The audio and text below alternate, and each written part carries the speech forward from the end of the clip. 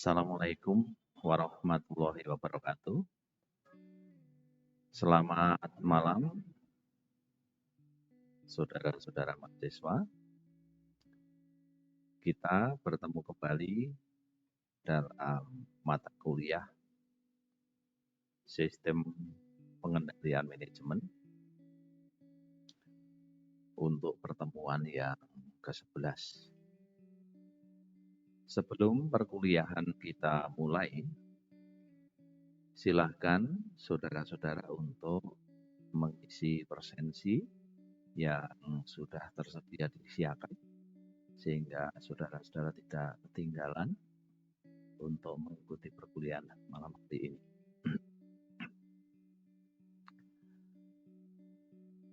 Silahkan sejenak menunggu untuk masuk ke dalam perkuliahan kita dalam kesempatan malam hari ini.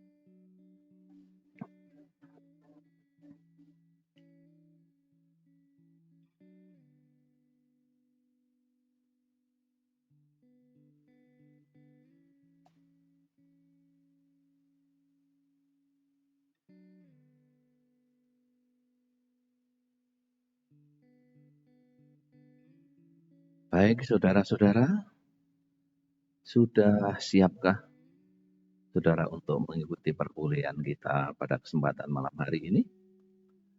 Kalau sudah, silahkan simak baik-baik apa yang akan kita bahas di dalam pertemuan yang ke-11 ini.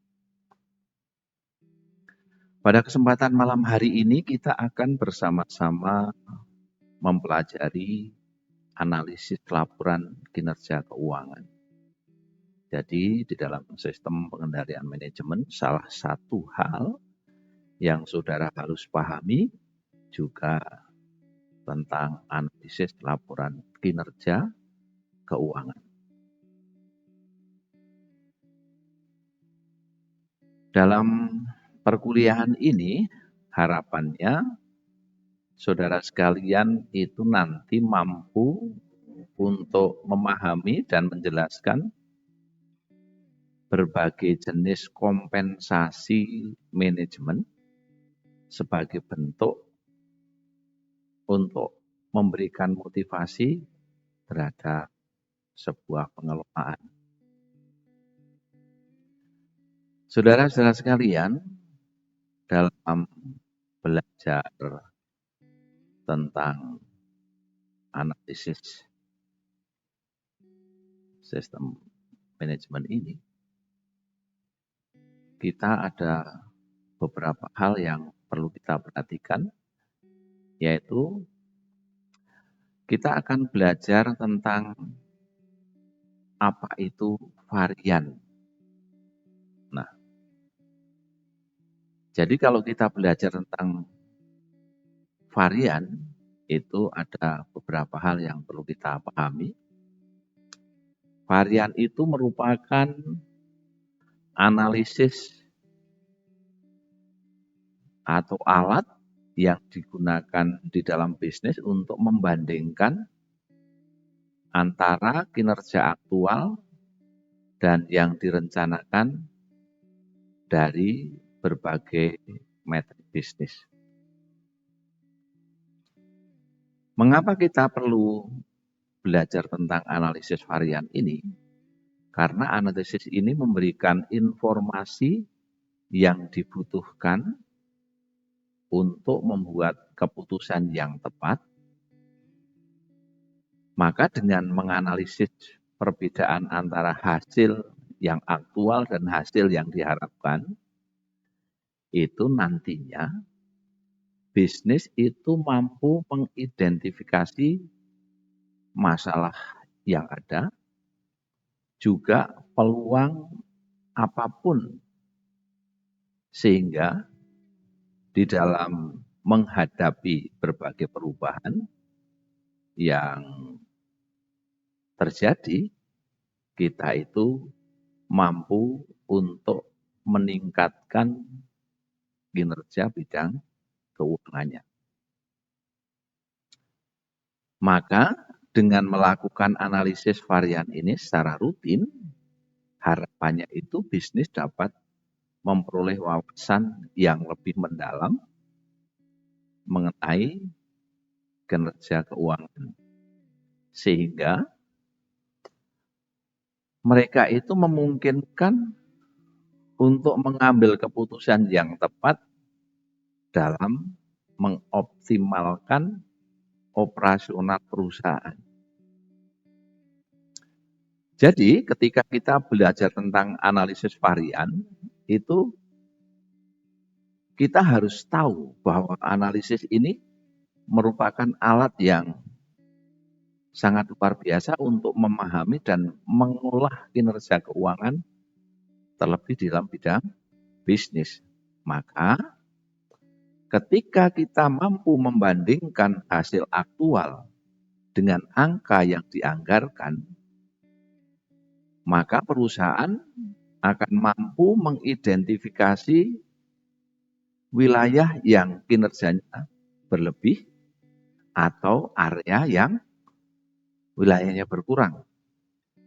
Sehingga ini digunakan untuk menyelidiki adanya perbedaan, dan ketika kita sudah memahami itu, kita bisa mengambil tindakan untuk perbaikan ataupun untuk peningkatan.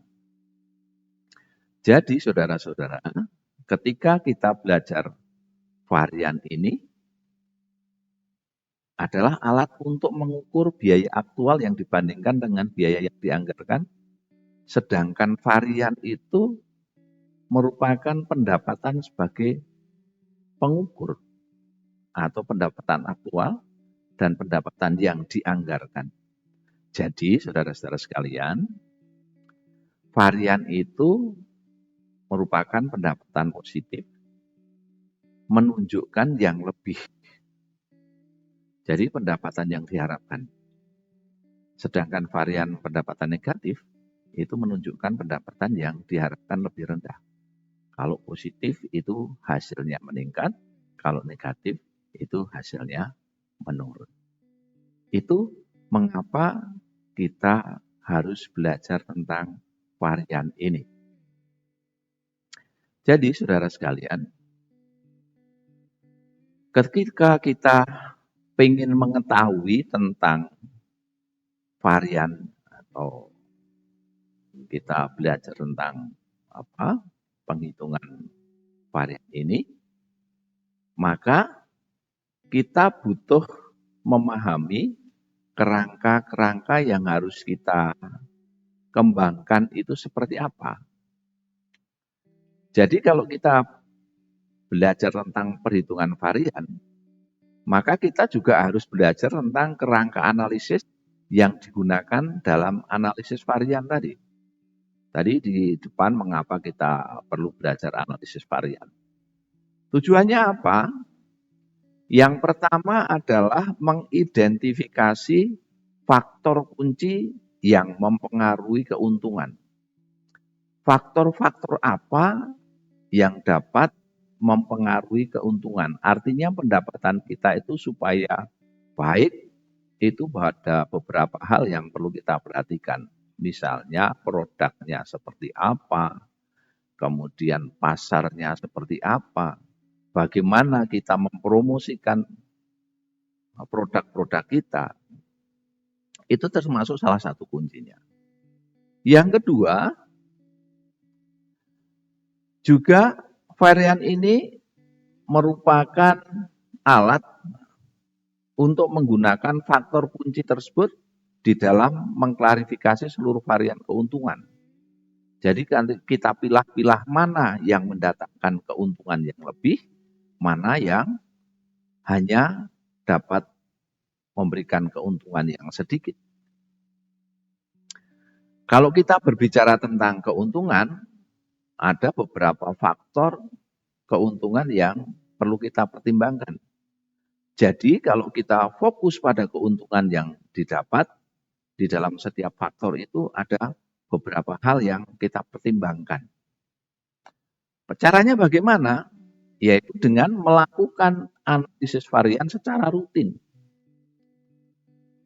melakukan analisis bisnis kita itu secara berkala, sehingga kita mampu memperoleh wawasan yang lebih tinggi, yang lebih mendalam tentang kinerja keuangan yang dilaksanakan oleh mereka di dalam perusahaan yang kita miliki. Sehingga dengan menganalisis varian-varian yang secara rutin ini memungkinkan untuk sumber daya manusia yang ada di dalam perusahaan itu mengambil keputusan yang tepat dan mengoptimalkan untuk kegiatan-kegiatan mereka. Artinya operasional mereka seperti apa. Ini harapan-harapan yang akan dicapai. Saudara sekalian, di dalam perhitungan varian itu ada hal-hal yang perlu kita perhatikan. Tadi kalau kita sudah berbicara tentang kerangka analisis yang digunakan dalam analisis varian, maka ada beberapa hal yang perlu menjadi pertimbangan. Yang pertama, menggunakan satu faktor dalam setiap pemecahan masalah dengan mengasumsikan faktor lain yang konstan. Artinya faktor-faktor yang sudah tetap, yang sudah kita miliki. Yang kedua, kita harus mampu memecahkan masalah secara bertahap, mulai dari yang paling mendasar sampai yang paling sulit. Dan yang ketiga adalah menghentikan proses bila faktor yang ditambahkan tidak sesuai dengan tujuan awal. Ini hal-hal yang perlu kita perhatikan di dalam analisis varian. Secara skema, saudara sekalian, kalau di dalam kerangka ini tadi sudah saya jelaskan di depan bagaimana menganalisis varian, apa tujuannya di depan sudah saya jelaskan. Kalau kita lihat di sini, itu ada beberapa faktor yang dapat mengaruhi varian, termasuk tingkat keterampilan karyawan, motivasi dan semangat kerja, peralatan dan teknologi. Ini beberapa hal yang kita lihat nanti yang berpengaruh terhadap varian. Nah, maka untuk mengoptimalkan efisiensi dan meminimalkan varian, maka organisasi harus berinvestasi dalam program pelatihan dan pengembangan keterampilan untuk menumbuhkan lingkungan kerja yang positif. Maka ketika itu terjadi, ketersediaan peralatan dan teknologi yang kendal, itu akan memberikan strategi perencanaan produksi yang efektif. Ini faktor-faktor yang perlu kita pahami. Maka ketika kita melihat dalam analisis ini, sebenarnya apa yang akan kita capai secara total global ini? Ada 3 hal yang perlu kita pahami di dalam varian ini. Yang pertama ada biaya, tadi kan kita berbicara tentang biaya keuangan, ada biaya non-manufaktur.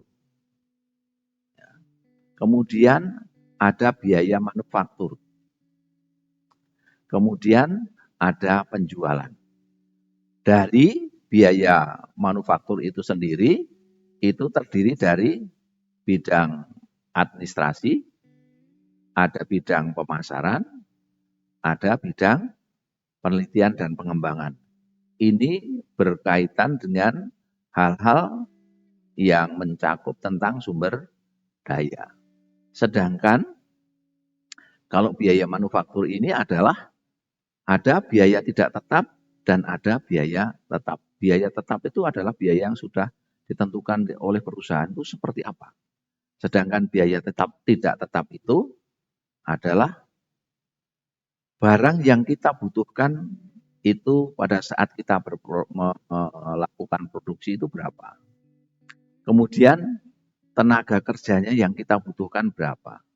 Kemudian biaya tak terduga yang harus kita sediakan berapa. Ini ada hal-hal yang perlu kita pertimbangkan. Ini dalam biaya tidak tetap. Kalau tetap itu kan secara rutinitas itu sudah ditetapkan.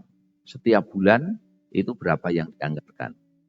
Sedangkan kalau kita berbicara tentang penjualan, itu yang kita lihat adalah jumlah berapa yang terjual, kemudian harga penjualannya berapa. Nah, yang bisa kita lihat kembali itu adalah ketika kita mau melihat jumlahnya itu pangsa pasar itu seperti apa, yang dibutuhkan seperti apa, dan produk-produk kita dibutuhkan masyarakat itu seperti apa. Nah, ketika kita sudah melihat ini, tentu berkaitan dengan jumlah dari hasil industri itu berapa yang kita tentukan. Maka ketika kedua-duanya ini bisa berjalan dengan baik, kita akan bisa melihat nanti penjualannya menjadi berapa. Ini yang kita analisa, yang perlu kita biayai di dalam kegiatan organisasi kita. Lanjut, saudara. Jadi, kalau kita berbicara tentang analisis varian, itu ada dua hal yang kita pertimbangkan. Yang pertama adalah varian, baruan, dan volume. Ini yang kita hitung adalah unit aktual yang diproduksi itu seperti apa. Kemudian dikurangi dengan unit produksi yang dianggarkan. Jadi nanti kita mencari selisihnya itu, kita kalikan dengan tarif overhead yang dianggarkan per unit. Jadi dari jumlah aktual dan jumlah anggaran ini menjadi kontribusi setiap unit anggaran. Ini ketika kita menggunakan varian bauran. Artinya itu digabungkan dari beberapa sektor. Kemudian kalau kita melihat sendiri dari varian gabungan, itu adalah kita menentukan nilai tengah dari setiap kelompok yang ada. Nah, kelompok yang ada itu didapat dari mana? Maka dihitung dari nilai rata-rata dengan jumlah nilai kelompok dibagi dengan total data yang ada. Kemudian juga kita hitung simpangan setiap kelompok dengan cara mengkalikan frekuensi dengan kuadrat nilai tengah yang kurang rata-rata data. Jadi nanti total jumlah penjualan aktual, kemudian proporsi dalam anggaran dikurangi dengan penjualan aktual. Ini menjadi sebuah kontribusi di dalam setiap unit anggaran.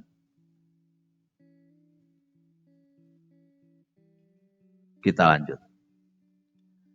Jadi kalau kita berbicara tentang analisis varian, kita juga harus berbicara tentang varian volume. Artinya yang kita hasilkan itu seperti apa.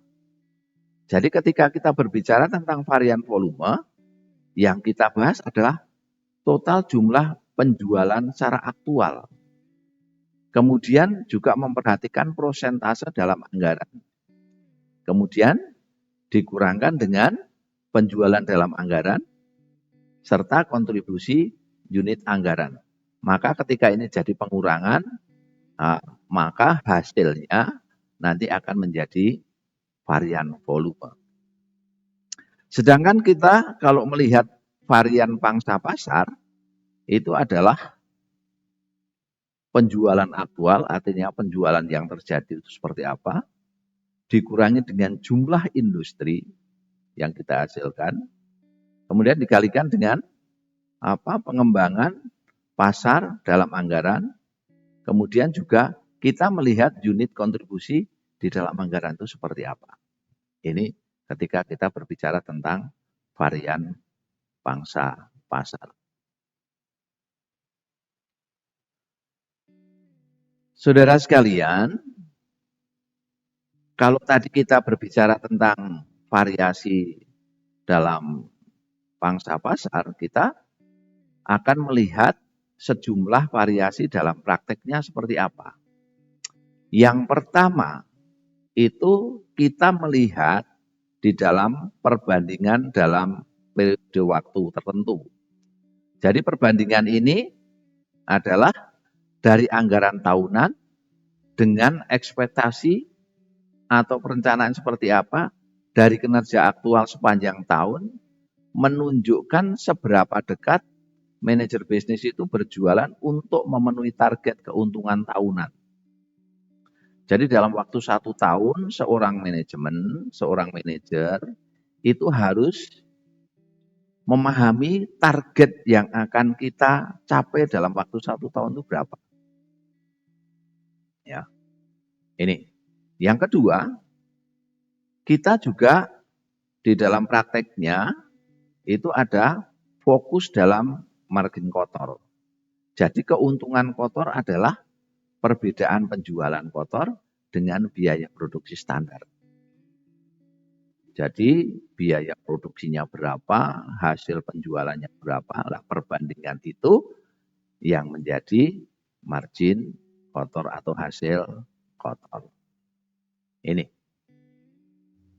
Kemudian yang ketiga, di dalam sejumlah variasi, dalam prakteknya kita juga harus melihat standar evaluasinya seperti apa.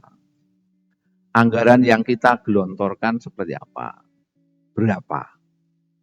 Kemudian standar historisnya, standar dari dasar itu yang kita kembangkan berapa. Kemudian standar eksternal itu termasuk dari hasil penjualan, pangsa pasar, dan lain sebagainya ini seperti apa. Ini kita evaluasi, perbandingan anggaran, kemudian yang sudah kita lakukan, dan hasilnya seperti apa, ini menjadi standar evaluasinya. Jadi ketiga-tiganya ini harus menjadi landasan ketika kita mengevaluasi. Sudah kita anggarkan sekian triliun, kemudian sudah kita laksanakan berapa, kemudian pendapatan yang dihasilkan secara eksternal seperti apa. Ini perlu menjadi pertimbangan. Kemudian yang praktek yang keempat bisa menggunakan cara full cost system. Artinya varian produksi itu seharusnya dihubungkan dengan semua produk yang dihasilkan oleh perusahaan itu. Jadi secara sistemik ini ya dikatakan full cost system itu ya pembiayaan yang dikeluarkan oleh seluruh varian produksi itu berapa. Ini dilihat itu. Kemudian yang berikutnya saudara, ada juga yang menggunakan rincian jumlah tertentu. Artinya bisa menggunakan rincian secara keseluruhan biaya produksi, kemudian anggaran untuk kesejahteraan karyawan, kemudian bagaimana secara administratif itu diselenggarakan, kemudian pemasarannya seperti apa, mengenalkan produk itu misalnya kita harus menawarkan, harus mengenalkan itu kan dengan promosi juga. Maka ketika itu kita juga menyangkut dalam bidang bagaimana kita memasarkan itu, jadi secara keseluruhan. Kemudian kalau menurut jumlah hanya bidang-bidang tertentu atau kelompok-kelompok tertentu saja. Kalau gabungan itu ya antara bagian-bagian itu kemudian digabungkan dengan beberapa hal yang perlu diselenggarakan. Nah, semuanya ini nanti akan bertalian dengan harga-harga ini yang ditentukan adalah seperti tadi. Bahan bakunya berapa, kemudian ongkos kerjanya berapa, biaya pemasaran berapa, administrasinya berapa. Nah, itu nanti akan menjadi landasan kita di dalam menemukan harga. Kemudian yang keenam itu juga kita di dalam prakteknya itu harus memperhatikan biaya teknik dan biaya kebijakan. Biaya teknik itu yang berkaitan dengan kegiatan-kegiatan yang ada di dalam sebuah perusahaan. Sedangkan biaya kebijakan ini dari hasil kebijakan kita itu pasti akan berkaitan dengan organisasi-organisasi lain atau kebijakan-kebijakan yang lain yang ditentukan oleh pemerintah. Misalnya kita harus bayar pajak, misalnya kita harus bagaimana memberikan kontribusi dengan lingkungan dan lain sebagainya. Ini termasuk biaya kebijakan. Kemudian kepedulian kita dengan lingkungan dan sebagainya, ini termasuk biaya kebijakan. Kita lanjut, saudara. Ketika kita berbicara tentang analisis varian, pasti di dalam sebuah analisa itu ada keterbatasan yang harus kita hadapi. Ya. Yang pertama, walaupun kita itu sudah membahas tentang analisis ini dengan mengidentifikasi adanya varian tetap, dengan berbagai varian itu, tetapi tidak bisa kita itu menyebutkan mengapa varian ini muncul atau apa yang harus dilakukan untuk mengatasinya. Walaupun sudah ada identifikasi persoalan-persoalan yang kita hadapi, tetapi kadangkala kita terbentur oleh sesuatu yang bagaimana kita itu harus mengatasinya. Kemudian juga kita belum bisa menentukan bagaimana apakah varian tersebut merupakan signifikan dengan apa yang kita harapkan. Artinya dari ketentuan-ketentuan yang kita harapkan, kemudian hasilnya seperti apa, perbandingannya apakah ini signifikan apa tidak. Ini yang menjadi keterbatasan yang harus kita hadapi. Berikutnya, saudara, ketika kita berbicara tentang keterbatasan dalam analisis varian, ya, biasanya kita juga ada keterbatasan di dalam laporan kinerja itu menjadi lebih kompleks. Mengapa demikian? Karena varian kesetimbangan itu bisa membuat orang yang membaca lebih memiliki persepsi yang berbeda. Ketika ada persepsi yang berbeda, kita harus mampu mempertanggungjawabkan dan memberikan jawaban dengan dokumen yang betul-betul bisa memberikan kepastian kepada mereka. Karena kalau kita lihat sepintas kilas, mungkin mereka juga akan berbicara yang berbeda. Pendapat mereka akan berbeda. Maka, seorang manajer di sini, ketika kita dihadapi oleh beberapa varian yang sudah disodorkan, kemudian dilandaskan dengan anggaran, kemudian dilandaskan dengan bagaimana pelaksanaan operasionalnya, maka seorang manajer itu harus mampu untuk memperkirakan, boleh dikatakan meramal, dan penjelasan-penjelasannya harus kuat. Artinya bisa memprediksi sebenarnya ini nanti hasil dari perusahaan itu akan mendapatkan keuntungan berapa. Itu harus. Kemudian keterbatasan yang lain itu kadangkala laporan itu tidak menunjukkan efek yang akan terjadi dari tindakan yang telah diambil oleh manajer. Sehingga ini menjadi sebuah perhatian. Ketika itu tidak memberikan efek, ya mengapa? Harus betul-betul diperhatikan. Ini hal-hal yang perlu kita pahami bagaimana kita belajar tentang analisis varian ini. Berikutnya, saudara, ketika kita sudah melakukan analisis varian ini, maka kita harus mampu untuk mengelola sebuah tindakan atau boleh dinyatakan sebagai manajemen tindakan. Maka hal yang perlu diperhatikan adalah laporan keuntungan bulanan tidak boleh menunjukkan hal-hal yang tidak terduga. Artinya nanti disinkronkan dalam bulan pertama, kedua, dalam triwulan, dalam 1 bulan, dalam semester. Kemudian dalam waktu 1 tahun diakumulasikan seperti apa yang kita lihat. Maka ketika kita sudah bisa melihat secara komprehensif, maka satu keuntungan utama adalah laporan memberikan tekanan yang diinginkan pada manajer tingkat rendah untuk mengambil tindakan perbaikan atas inisiatif sendiri. Ketika kita sudah melihat target tidak terpenuhi misalnya, keuntungan yang harus diharapkan sekian ternyata tidak, maka seorang manajer harus mampu mengambil tindakan untuk perbaikan. Itu tidak usah menunggu, tetapi atas inisiatif sendiri. Itu saudara-saudara yang kita pelajari dalam kesempatan kali ini. Ketika kita belajar tentang analisis laporan kinerja keuangan, kita pasti berkaitan dengan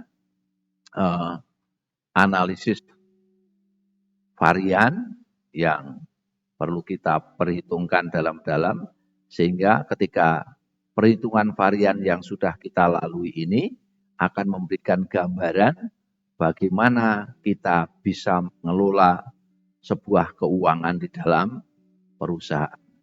Maka saudara-saudara, ini sedikit gambaran yang kita dapatkan dalam perkuliahan kita hari ini, kiranya akan menjadi bekal bagi saudara-saudara ketika saudara menghadapi perhitungan-perhitungan secara varian di dalam analisis keuangan yang saudara kerjakan nanti. Terima kasih atas perhatian saudara-saudara. Semoga pertemuan kita ini semakin memperjelas kondisi saudara-saudara di dalam belajar tentang sistem pengendalian manajemen. Terima kasih atas perhatiannya. Sampai jumpa di dalam kesempatan-kesempatan yang lain, sehingga kita bisa benar-benar mampu meningkatkan kinerja kita sebagai karyawan, sebagai manajer, sebagai kepala unit, sehingga ketika saudara-saudara itu belajar tentang pengendalian manajemen ini, paham dalam berbagai hal, terlebih di dalam menganalisis laporan kinerja keuangan yang kita bahas dalam kesempatan malam hari ini. Terima kasih, sampai ketemu di dalam pertemuan perkuliahan kita yang akan datang. Semoga semuanya selalu dalam kondisi baik dan saudara sekalian bisa melaksanakan tugas dengan sebaik juga. Terima kasih, kita akhiri. Sebelum kita akhiri, mohon maaf apabila di dalam penyampaian ini ada beberapa hal yang dirasa kurang berkenan di hadapan saudara-saudara. Terima kasih. Assalamualaikum warahmatullahi wabarakatuh.